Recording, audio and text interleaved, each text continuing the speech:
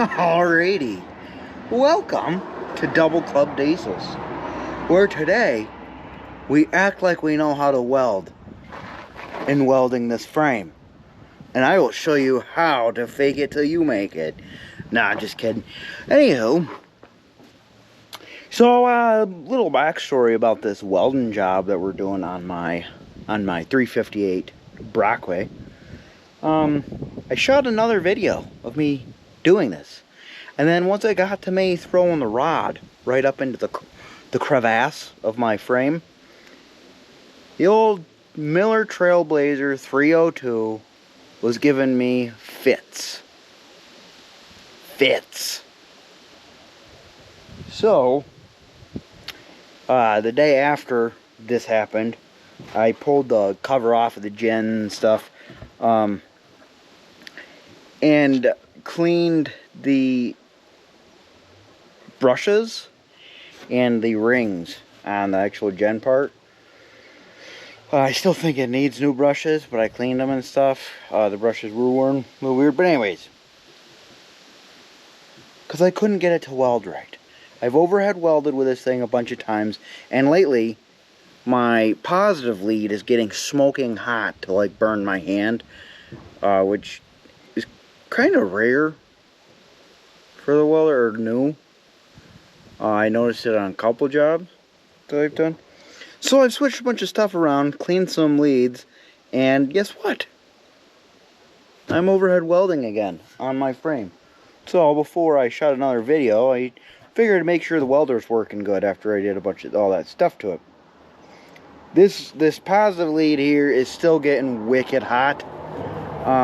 I have a feeling that my leads are actually really poor shape and bad, because they just are. So I'm thinking that that's probably why, and I need to, just do some cleaning on the gen and put some new brushes in it and stuff. But anywho, the progress so far of this thing, that is all that booger weld crap. That's all from the other day when I couldn't get this thing to work. Well, I V'd this back out, but this is all actual functioning-ish overhead welding. So we're gonna just keep working our way down here, and you guys will be along for the ride. It's a not exciting video. It's simple and pretty fun. So pitter patter.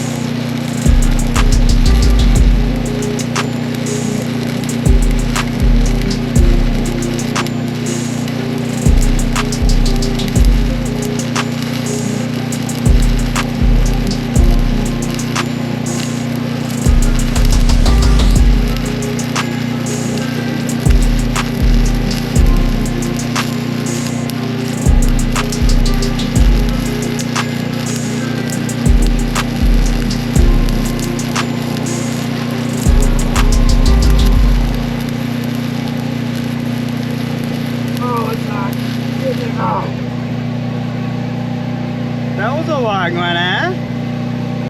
Alrighty. That was a solid project. That was a solid project. It got her done.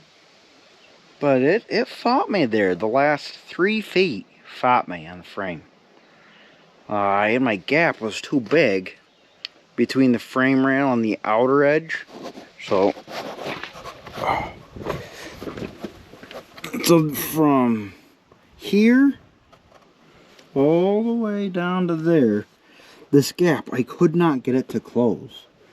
So then I had a gap and I was trying to overhead fill a gap. So I got the 6011 out and I just went through and tacked it. Like, it took forever. So basically I put a root pass in way up inside there, and then it was really crappy because it was 6011. So I had to make it smooth so I could try and at least attempt to lay some smooth beads. It was a battle, but progress. The frame is 100% welded up. Now, I literally I used my last rod of 1/8 inch 7018, and I just ran out of gas when I got to the, like, you couldn't even try to do that. I'm actually pretty tired.